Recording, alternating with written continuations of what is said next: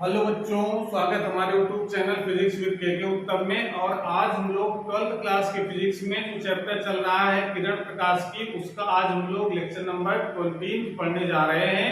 और आज का टॉपिक है दूरदर्शी यानी टेलीस्कोप।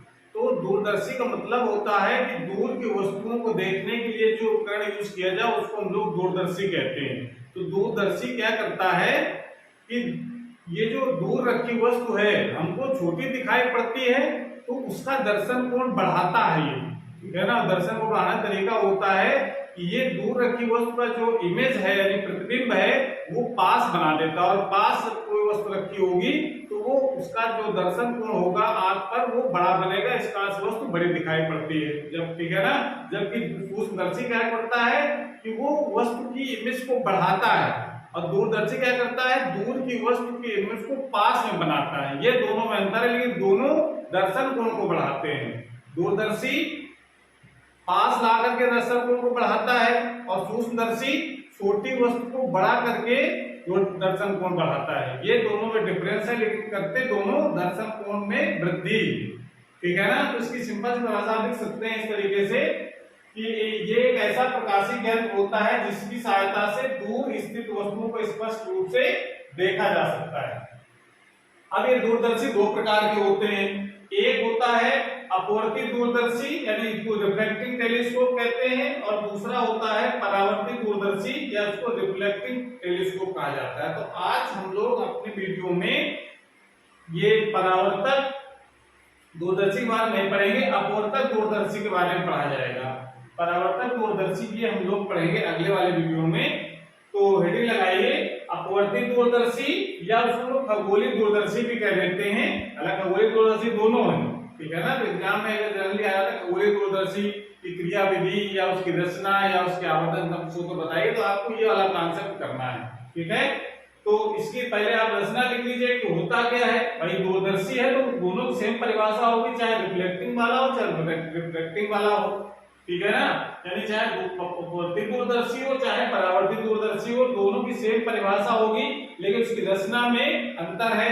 तो रचना में इसमें अंतर यह है कि इसमें जो एक धातु की नली होती है उसके एक सिरे पर बड़ी फोकस दूरी तथा बड़े द्वारा का उत्तल लेंस लगा होता है, ठीक है ना। बड़े द्वारा का उत्तल लेंस लगा जिसे हम लोग अदृश्य लेंस कहते हैं। अदृश्य लेंस मतलब ऑब्जेक्टिव लेंस, जिस तरफ वस्तु होती है उस तरफ वाले लेंस को हम लोग ऑब्जेक्टिव लेंस कहते हैं, ठीक है ना। और नली के दूसरे सिरे पर एक अन्य नली फिट होती है जिसके बाहरी सिरे पर बड़ी फोकस छोटी फोकस दूरी का छोटे द्वारा का उत्तल लेंस लगा होता है, जिसे नेत्रिका या नेत्र लेंस कहा जाता है। इसको लेंस आई लेंस या आई पीस भी कहते हैं। पहली नली को दूसरी नली में आगे पीछे खिसकाने के दंतु दंचक व्यवस्था होती है। तो ये तो एक जनरल थ्योरी है जो एग्जाम में लिखनी पड़ती है, तो ये आप लिख सकते हैं, इसको नोट कर लीजिए। उसके बाद इसका किरण आरेख खींचा जाए पहले, उसके बाद आवर्तन सत्ता का सूत्र भी निकाला जाएगा। तो इसको नोट कर लें पहले वीडियो को पॉज करके, और इसकी एक पहले साधारण सी रचना हम लोग लिखेंगे। रचना पहले बनाएंगे इसकी, कि जो सिंपल से जो रचना दिखाई हम लोग नली में वो रचना किस टाइप से होती है, इसको आप समझ सकते हैं इस तरीके से कि इसमें होता क्या है, एक नली जो इधर तरफ बड़ी फोकस दूरी का उत्तल लेंस लगा होता है, और इस तरफ एक अन्य थोड़ी सक्रिय नली लगी होती है जिसके बाहरी सिरे पर एक दूसरा उत्तल लेंस लगा होता है। और इस नली को अंदर बाहर करने के लिए यहाँ पर एक दंड चक्र व्यवस्था होती है। ये कह सकते हैं कि यहाँ पर एक कुंडी लगी होती है, जिसको हम घुमाते हैं तो ये नली आगे पीछे खिसकती है। अब इसको हम लोग ऑब्जेक्टिव लेंस इसलिए कहते हैं, यानी इसको अब क्या कहा जाता है, अविदृश्यक लेंस। अविदृश्यक, इसको हम लोग अविदृश्यक लेंस कहते इसलिए हैं क्योंकि वस्तु इसके सामने होती है, यानी वस्तु जिस तरफ होती है उस तरफ हम अदृश्यक लेंस को करते हैं। ये हमारी वस्तु होती है इस तरफ, और जिस तरफ से देखते हैं ये हमारी होती है आंख। तो ये आंख जिस तरफ होती है उसे कहा जाता है नेत्रिका। ये एक सिंपल सी एक संरचना है ये इतना इंपॉर्टेंट नहीं तो चले, तो साधारण सी बात हो गई, ठीक है ना। अब इसका किरण आरेख मेन एग्जाम में पूछा जाता है कि खगोलीय दूरदर्शी या पूर्ण दूरदर्शी का किरण आरेख खींचिए। किरण आरेख खींचने का आपको अभ्यास करना है, ठीक है ना। इसमें जो बड़ी फोकस दूरी है बड़े द्वारा, बड़ी फोकस दूरी का होता है, जबकि सूक्ष्मदर्शी क्या होता है, ये छोटी फोकस दूरी छोटे द्वारा का होता है। और ये जो नेत्रिका होती है वो बड़ी फोकस दूरी बड़े द्वारा का होता है। ये सूक्ष्मदर्शी की संरचना हो गई। दूरदर्शी में इसका उल्टा हो जाता है, जो अदृश्य होता है वो बड़ी फोकस दूरी का होता है, ठीक है ना। और बड़े द्वारा का आकार बड़ा होता है। आकार बड़ा होने का मतलब होता है इसलिए बड़ा रखा जाता है क्योंकि दूर वस्तु रखी होती है, दूर से आने वाला जो प्रकाश है वो ज्यादा से ज्यादा इसके अंदर एंट्री करे यानी प्रवेश करे, उसका जो प्रतिबिंब बनेगा वो बहुत चमकीला बनता है, ठीक है ना। इस कारण से ये अदृश्य को बड़ा बनाया जाता है, ठीक है ना। इसकी जो चमकदार प्रतिबिंब बनता है, अगर बड़ा अदृश्य जितना बड़ा लगाएंगे उतना चमकीला प्रतिबिंब दिखाई पड़ता है और स्पष्ट दिखाई पड़ता है, ठीक है। तो ये जो संरचना हो गई, तो आप संरचना इसको बना सकते हैं। बाकी इसकी जो किरण आरेख है वो भी लगाइए। किरण आरेख कैसे खींचेंगे हम लोग, ये इंपॉर्टेंट है। उसके बाद फिर हम इसकी आवर्धन क्षमता का सूत्र भी ज्ञात करेंगे, वो बहुत इंपॉर्टेंट है। आवर्धन सूत्र न्यूमेरिकल के लिए भी और एग्जाम में पूछा भी जाता है। तो किरण आरेख कैसे खींचा जाएगा, तो किरण आरेख पहले खींचेंगे। किरण आरेख खींचने के पहले हम लोग बड़ी फोकस दूरी का एक उत्तल लेंस बना लेंगे और एक छोटी फोकस दूरी का उत्तल लेंस बना लेंगे। यहां पर जो बड़ी फोकस दूरी का उसे हम लोग क्या कहेंगे, अवदृश्यक लेंस, यानी उसको ऑब्जेक्टिव लेंस से रिप्रेजेंट कर रहे हैं। और ये हमारा आईपीस है जिसकी तरफ आप होंगे हमारी, ये वो हमारा हो गया। अब वस्तु क्योंकि बहुत दूर रखी, वस्तु कहां रखी होगी, बहुत दूर अनंत पर। क्योंकि दूरदर्शी काम में दूर की वस्तुओं को देखने यूज किया जाता है, तो वस्तु बहुत दूर होगी, बहुत दूर का अनंत पर माना जाएगा। तो ये वस्तु कहां रखी है, वस्तु है अनंत पर।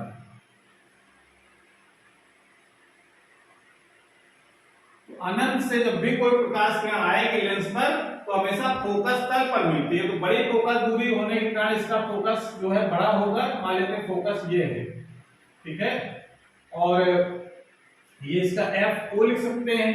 तो इधर इसका फोकस होगा कि ये वस्तु यहाँ नहीं, बहुत दूर रखी है वस्तु, ठीक है ना, अनंत पर वस्तु रखी है। तो यहाँ दिखा रहे हैं इसको पास में, और ये छोटी फोकस दूरी का होता है। तो मान लेते हैं इसकी जो फोकस है ये वाला यहाँ पर है एफ डैश, और एक इधर भी होगा इसका फोकस एफ ई। क्लियर हो गया। अब मुख्य अक्ष के समांतर प्रकाश किरण अगर हम दिखा सकते हैं, ठीक है ना, तो मुख्य अक्ष के समांतर दिखाएंगे तो कहां पर मिलेगी, फोकस पर। तो फोकस मिलेगी तो एक बिंदु वस्तु दिखाई पड़ेगी बहुत छोटी, ठीक है ना। तो अनंत पर रखी वस्तु का प्रतिबिंब वैसे फोकस पर बहुत छोटा बनता है, ठीक है ना।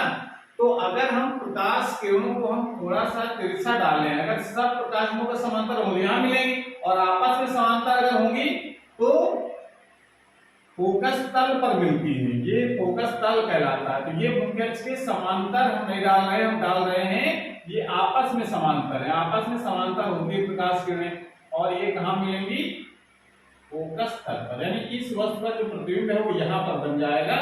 इसको आप लिख सकते हैं ए डैश और बी। समझ आ रहा है। यानी अनंत, ये कहां से आ रही किरणें, अनंत से। अनंत से अगर आपस में समांतर आएंगे तो कहां पर मिलेंगी, फोकस पर। तो इस अदृश्यक से जो प्रतिबिंब बन जाएगा वो फोकस पर बन जाएगा। अब फोकस पर जो बना प्रतिबिंब है A double dash A dash B dash, ये नेत्रिका के लिए वस्तु का काम करेगा, ठीक है ना। तो वस्तु का काम करेगा, तो इससे मुख्य अक्ष के समांतर प्रकाश किरणें डालेंगे तो फोकस से होकर के जाएंगी, और प्रकाशीय केंद्र से होकर के जाने वाले प्रकाश किरणें सीधे निकल जाएंगी। ये कहनी मिलती है जो फैलते हुए जा रही है इस तरफ। जब हम इनको पीछे बढ़ाते हैं ऐसे, तो ये किरणें यहां पर मिल जाती हैं और इस जगह इसका प्रतिबिंब दिखाई पड़ता है ए डबल डैश और बी डबल डैश। समझ आ रहा है। यानी इस तरीके से आप इसको दिखा सकते हैं। ये जो प्रतिबिंब बनेगा, ये जो प्रतिबिंब अंतिम प्रतिबिंब होगा, और इस प्रतिबिंब को देख करके हम इस वस्तु के बारे में जानकारी प्राप्त करते हैं। क्लियर हो गया? ये इसका किनारे आप खींच सकते हैं बहुत आसानी से, बहुत कठिन नहीं है। आप क्रम से आप किनारे खींचेंगे, पहले प्रकाश कहां से आई कहां मिलेगी, उसके बाद ये वस्तु का काम करेगी इस लेंस के लिए, उसका फिर प्रतिबिंब दिखाएंगे। क्योंकि ये वस्तु कहां रख के इसको सेट करना इस तरीके से है, इसको आगे पीछे खिसका करके ऐसा करना है ये जो प्रतिबिंब है वो इस फोकस और लेंस के बीच में हो जाए, तभी इसको हमने इसका फोकस ये है एपिडेस, इसके अंदर हमको इस वस्तु प्रतिबिंब को लाना है, तभी इसका आभासी प्रतिबिंब बनेगा। इस ये वस्तु है उसका आभासी प्रतिबिंब बनता है। मतलब समझ लीजिए कि ये एक सरल सूक्ष्मदर्शी की तरह ये बिहेव करता है आईपीस। सरल सूक्ष्मदर्शी में जैसे कोई वस्तु फोकस और लेंस के बीच रखी हो तो उसका प्रतिबिंब आभासी और सीधा बनता है। तो इसके देखिए इस प्रतिबिंब के रिस्पेक्ट में ये तो सीधा ही कहेंगे हम लोग, ठीक है ना। तो ये कह सकते हैं कि नेत्रिका एक सरल सूक्ष्मदर्शी की तरह व्यवहार करती है और उसका प्रतिबिंब ए डबल एस और बी डबल एस बन जाता है, ठीक है ना। तो इस तरीके से किनारे खींच लेंगे। उसके बाद अब इसे लगाएंगे आवर्धन क्षमता, ठीक है। तो आवर्धन क्षमता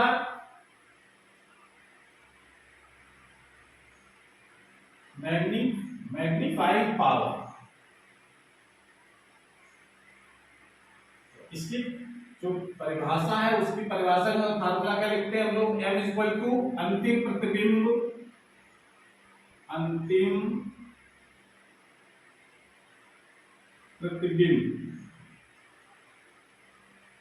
द्वारा आंख पर बना दर्शन कोण बटे वस्तु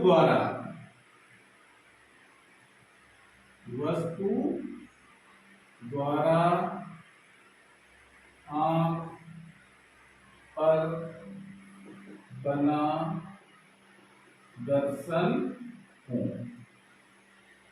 अब देखिए यहां पर क्या लिख सकते हैं हम, अंतिम। आप देखिए यहां पर जैसे सूक्ष्मदर्शी क्या था, जब अंतिम वस्तु और आंख पर बना दर्शन कोण जब वस्तु स्पष्ट दृष्टि की न्यूनतम दूरी पर रखी हो, ये पर इसमें नहीं है क्योंकि वस्तु बहुत दूर रखी तो उसको आप कहां पास ले आएंगे। जैसे अगर कोई हम चंद्रमा को देख रहे हैं, अब चंद्रमा कहते हैं कि आप दर्शन कोण हमको ये वाला चाहिए, जब वस्तु स्पष्ट दृष्टि न्यूनतम दूरी पर हो चंद्रमा को तो आप पास नहीं ले आएंगे ना, आप उसके पास पहुंच जाएंगे, ठीक है ना।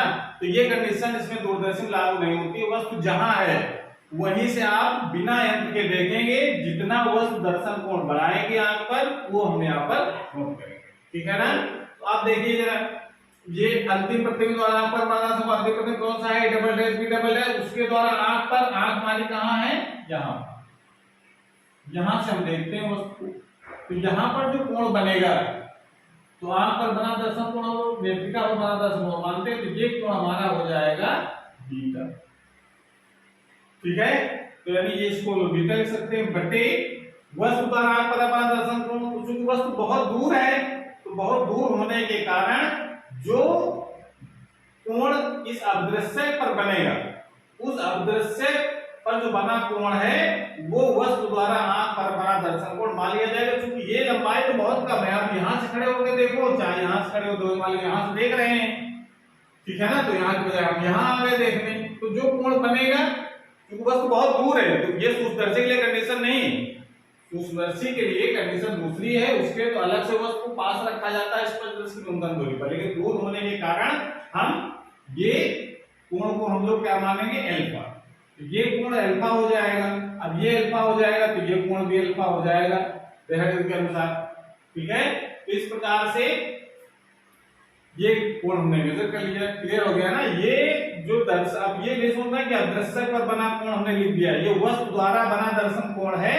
वो चूंकि वस्तु बहुत दूर होने के कारण हम ये मान लेते हैं कि जो अदृश्य पर कोण बनेगा वही बिना यंत्र के वस्तु द्वारा बनेगा, ठीक है ना भाई। अब यहाँ से खड़े होकर देखें, चाहे थोड़ा सा आगे बढ़ जाए, जो वस्तु तो बहुत दूर है तो 1 मीटर आगे पीछे खिसक जाएंगे तो कोई प्रभाव नहीं पड़ेगा। इस कारण से ये दर्शन कोण हम लोग लेंस वाला ही मान लेते हैं जो अदृश्य पर बनता है, ठीक है।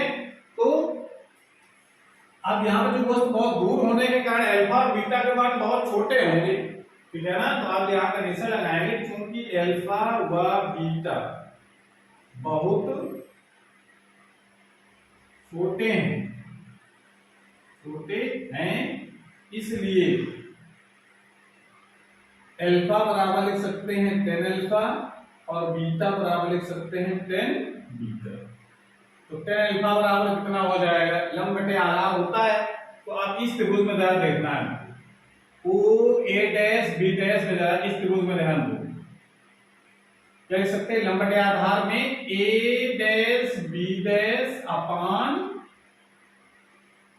ए डैश बी डैश अपान ये आधार हो जाएगा इसका। तो ये डिस्टेंस फोकस पर प्रतिबिंब बनेगा। तो ये आप डिस्टेंस यहां से देख सकते हैं। अब दृश्य की फोकस दूरी अगर हम मान लेते हैं ये कहां तक दूरी है, ये FO तक की, और FE ये जो डिस्टेंस होगी यहां से यहां तक, ये नेत्रिका की फोकस दूरी हो जाएगी। और ये वस्तु का काम कर रही है ए डैश बी डैश नेत्रिका के लिए, तो ये वस्तु दूरी हो जाएगी U। समझ में आ रहा है? तो आप इसकी यहाँ बजाय आप यहाँ भी इसको दिखा सकते हैं कि ये जो डिस्टेंस होगी यहाँ से यहाँ तक की, ये हमारी होगी U। अब चिन्ह परिपाटी के अनुसार अगर डिस्टेंस देखते हैं तो ए डैश बी डैश ये नीचे की तरफ मुख्य एक्सिस से, तो माइनस में लगा दीजिए। और ये डिस्टेंस आधार होगा ओ ए डैश होगा, ओ ए डैश क्योंकि लेंस के बाएं दाहिनी ओर है तो इसको प्लस में रखेंगे हम लोग, और ये किसके बराबर रहेगा, फोकस दूरी के बराबर। ये समझ आ रहा है? प्लस में फोकस दूरी वैसे प्लस में रहती है लेंस की, तो आप प्लस साइन बना सकते हैं। और 10 बीटा का मान कितना हो जाएगा, 10 बीटा बराबर लंब बटे आधार इसमें भी होगा, तो लंब इसमें कौन सा हो जाएगा, ए डैश बी डैश, ये भी माइनस में कर सकते हैं आप। ना भी रखते तो माइनस में तो उसका प्रभाव नहीं पड़ेगा क्योंकि डिवाइड जब करेंगे तो कट जाएंगे। और डिस्टेंस ये वाली डिस्टेंस मेजर करेंगे तो ये जो वस्तु की दूरी है यहां से यहां तक की UE, तो इसको रखेंगे हम लोग माइनस में। बाएं तरफ दूरी नापी जा रही है तो माइनस, ठीक है ना। आपतित किरण की विपरीत दिशा में नापी गई दूरियां ऋणात्मक होती है। क्लियर हो गया?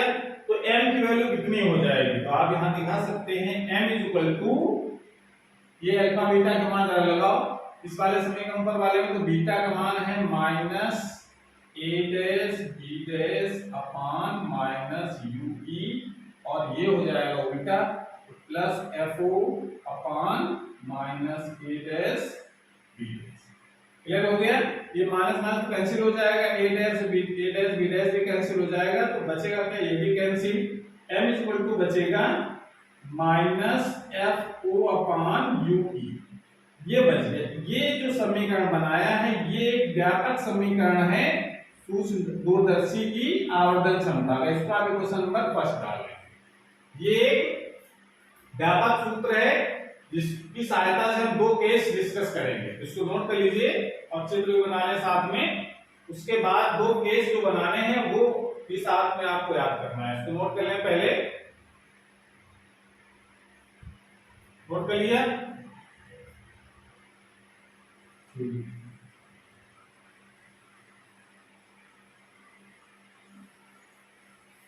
अब ये 2 केस कौन से बनाने हैं, अब ये केस हम लोग यहाँ पर समीकरण हमने क्या है यहाँ पे लिखते हैं। m इक्वल टू हम लोगों ने लिखा है माइनस FO अपान UE, ये क्वेश्चन नंबर डाला है फर्स्ट। अब पहला केस डिस्कस करेंगे हम लोग। केस अधिकतम आवर्धन, भाई अधिकतम बड़ा से बड़ा प्रतिबिंब बनाने के लिए, अधिकतम आवर्धन के लिए क्या होना चाहिए, अधिकतम आवर्धन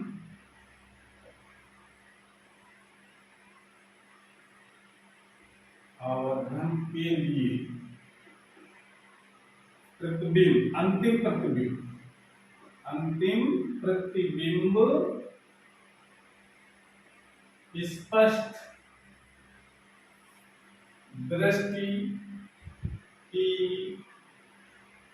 न्यूनतम दूरी पर बनना चाहिए। ये कंडीशन पहले, अधिकतम का आवर्धन प्राप्त करना है तो अंतिम प्रतिबिंब कहां बनना चाहिए, स्पष्ट दृष्टि की न्यूनतम दूरी पर। कैसे? जैसे अगर हमने कहा कि जब कोई वस्तु दूर होती है तो स्पष्ट नहीं दिखती है, जब पास लाते हैं तो पास लाते आते जब 25 सेंटीमीटर दूरी पर आ जाती है तो वो बढ़िया दिखने लगती है, और जब और पास ला धुंधली हो जाती है। तो ये जो अधिकतम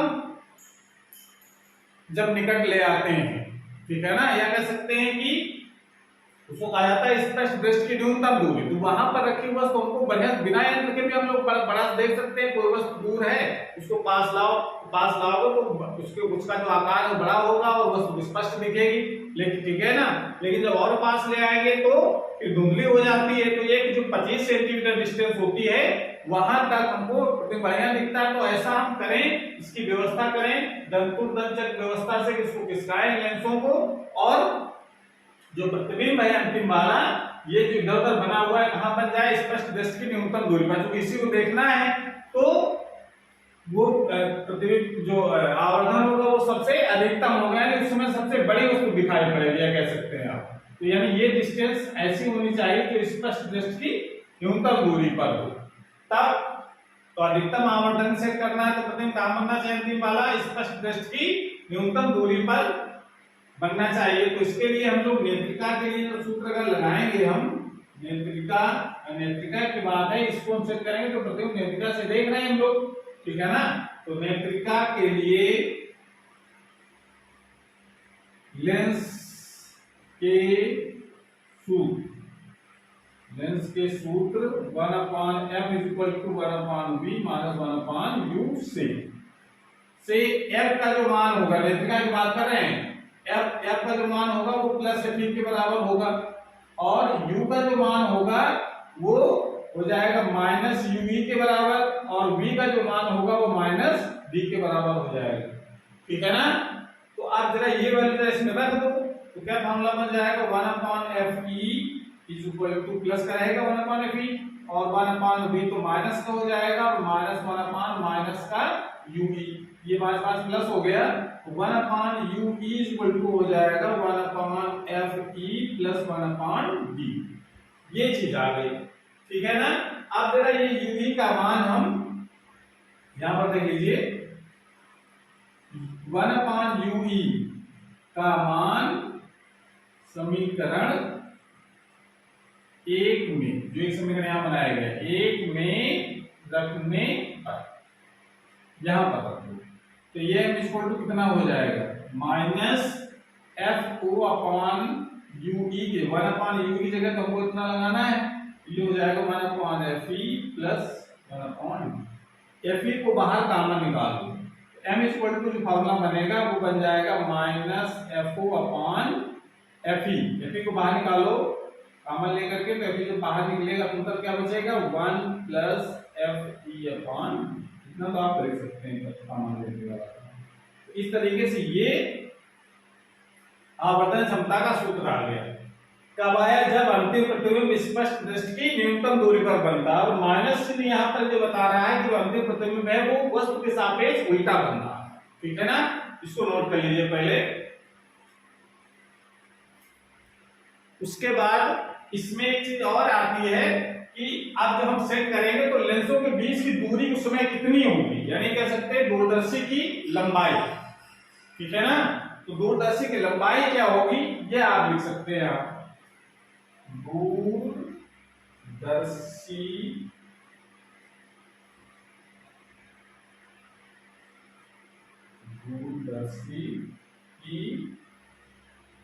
दूरदर्शी लंबाई का मतलब लेंसों के बीच की दूरी कितनी होगी। अब लेंसों के बीच कितनी हो जाएगी, इसको सब सेट करेंगे, तो यहां से यहां तक का तो FO है, और ये डिस्टेंस क्या हो जाएगी, UE। तो FO + UE ये लेंसों के बीच की दूरी हो जाएगी। तो ये लंबाई तब मानी जाएगी जब वस्तु स्पष्ट दृष्टि की न्यूनतम दूरी पर बन रहा हो। लेकिन इसमें आप चिन्ह प्रपाटी नहीं लगाएंगे, केवल पॉजिटिव वैल्यू रखी जाएगी, ठीक है ना। इसमें कुछ चिन्ह प्रपाटी का मतलब नहीं है, हमको दूरियां नापनी, ठीक है ना। दूरी आप डिस्टेंस बीच की नापनी है, इस कारण से इसमें चिन्ह प्रपाटी का यूज नहीं करेंगे, दूरदर्शी की लंबाई का। क्लियर हो गया। इस तरीके से ये इसको नोट कर लीजिए। उसके बाद दूसरा केस हम लोग डिस्कस करते हैं। नोट कर लिया। और ये ध्यान रखना है कि जब भी अधिकतम आवर्धन की बात होगी तो अंतिम प्रतिबिंब कहां बनना चाहिए, स्पष्ट दृष्टि की न्यूनतम दूरी पर, ठीक है। उसके बाद दूसरा जो केस हमारा है वो है नॉर्मल एडजस्टमेंट के लिए। सामान्यतया क्योंकि ये जो अधिकतम आवर्धन अगर प्राप्त करना है तो स्टैंड आई पोजीशन हो जाती है, यानी तनाव युक्त आंखें रहती हैं। पास की वस्तु देखते हैं तो भी तनाव से देखना पड़ता है, और जब दूर की वस्तु देखते हैं तो बिल्कुल एकदम रिलैक्स होकर के देखते हैं। ठीक है, तो आवर्धन भले कम हो लेकिन रिलैक्स रहता है, आराम से वस्तु देखी जा सकती है। तो दूसरा जो केस होता है कि जब अंतिम प्रतिबिंब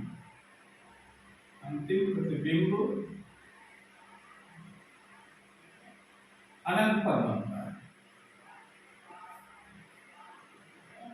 अंतिम प्रतिबिंब अनंत पर बनता है, या कह सकते हैं कि श्रांत नेत्र के लिए, श्रांत नेत्र मतलब बिल्कुल बिना तनाव, ठीक है ना, तनाव मुक्त अगर देखना है तो नॉर्मल एडजस्टमेंट के लिए ये व्यवस्था की जाती है कि अंतिम प्रतिबिंब अनंत पर बनाना है, तब ठीक है ना, तब बिना कोई तनाव के हम वस्तु को देख सकते हैं आराम से। तो आवर्धन भले कम प्राप्त हो लेकिन कोई तनाव नहीं होगा, लेकिन अगर आवर्धन ज्यादा प्राप्त करना है तो आपको सुख चैन भी गंवाना पड़ेगा, ठीक है ना। तो इस तरीके से तो कैसे बनेगा ये अनंत पर प्रतिबिंब? तो अनंत पर ये प्रतिबिंब अनंत पर तभी बनेगा जब ये वस्तु इसके फोकस पर हो, यानी इसको थोड़ा सा और पीछे खिसका हो, तो ये जो पॉइंट है वो यहाँ पर आ जाए, यानी एफ ई डैश और एफ ओ दोनों एक ही जगह हो जाएंगे, ठीक है ना, तब ये पॉसिबल हो सकता है। तो इसका मतलब है कि तभी हम नेत्रिका के लिए सूत्र लगाएंगे तो u का जो मान होना चाहिए तो चलो हम u ही मान लेते हैं, ठीक है ना, और जो v का जो मान है वो अनंत होना चाहिए, और f का जो मान है वो उसकी नेत्रिका फोकस दूरी के बराबर हो प्लस मिली जाती है। तो इसको नेत्रिका वाले सूत्र में हम रख देंगे, ये नेत्रिका के लिए आपको फिर लगाना है। नेत्रिका के लिए 1/f equal to 1/v minus 1/u, 1/f 1/f हो जाएगा इक्वल टू 1/v अनंत हो जाएगा माइनस 1/u हो जाएगा। तो यहाँ से आप देखिए प्लस हो जाएगा, 1/0 हो गया, यानी कह सकते हैं u बराबर हो जाएगा f की।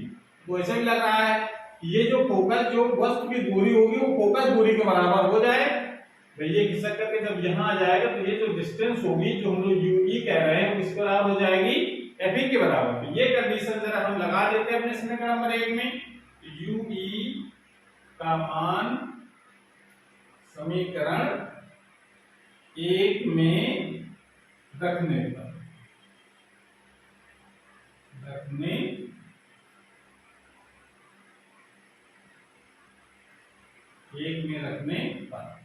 तो रख देंगे तो m इक्वल टू कितना हो जाएगा माइनस FO अपॉन F।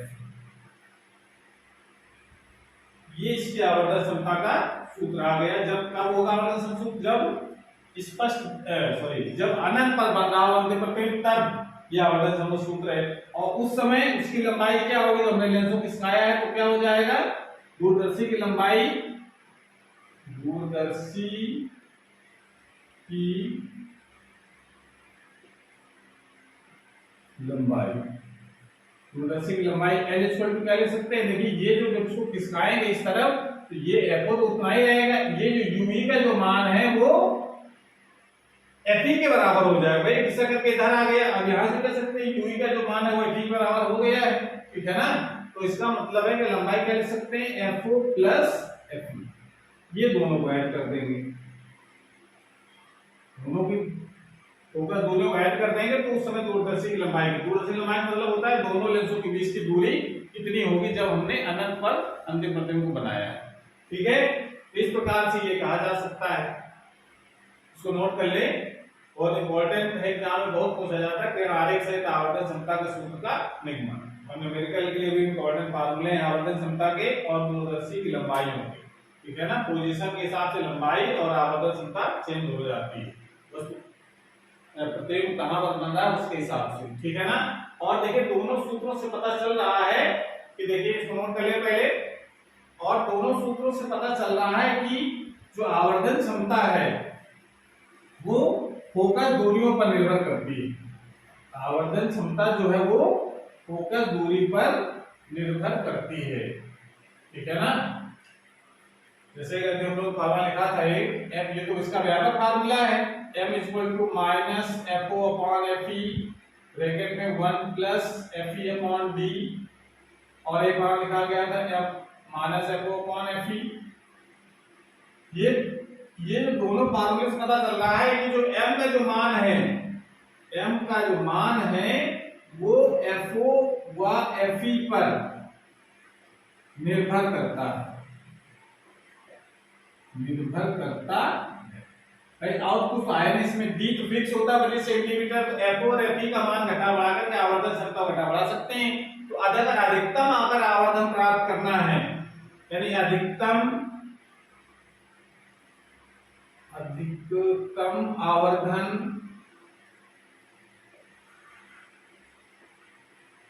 प्राप्त करने के लिए अधिकतम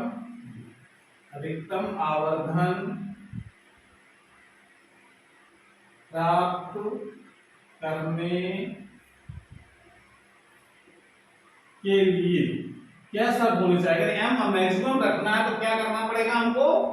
f का जो मान है वो बड़ा रखना, fo का मान बड़ा रखना पड़ेगा और fe का मान कम रखना पड़ेगा। यानी आदर्शक फोकस दूरी बड़ी होनी चाहिए और नेत्रिका फोकस दूरी छोटी होनी चाहिए। तो अधिकतम आवर्धन प्राप्त करने के लिए fo का मान अधिकतम तथा fe का मान न्यूनतम होना चाहिए।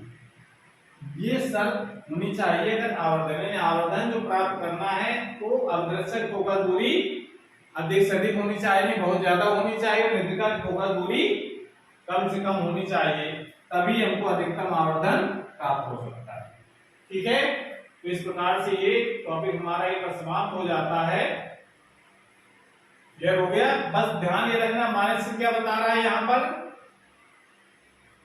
अंतिम प्रतिबिंब कैसा बनता है? उल्टा।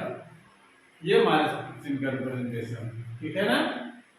तो इसको नोट कर लीजिए। उसके बाद हम लोग अगले वाले वीडियो में परावर्तक दूरदर्शी के बारे में पढ़ेंगे और उसके बाद फिर हम लोग पढ़ेंगे कि अपवर्तक दूरदर्शी परावर्तक दूरदर्शी में कौन ज्यादा श्रेष्ठ माना गया है, किसको अच्छा मानते हैं हम लोग और क्यों मानते हैं। तो ये सब कुछ हम लोग पढ़ेंगे अगले वाले वीडियो में। तो आज क्लास हमारी अगर समाप्त होती है। अगर ये वीडियो अच्छा लगा हो तो इसको लाइक करें, अपने दोस्तों को शेयर करें, कमेंट करें और ये चैनल अगर पहली बार देख रहे हैं हमारा तो इसको चैनल को सब्सक्राइब करें, जिससे नए जो वीडियो अपलोड हो उसकी नोटिफिकेशन आपके पास सबसे पहले पहुंच जाए। पढ़ाई करते रहिए। Thank you.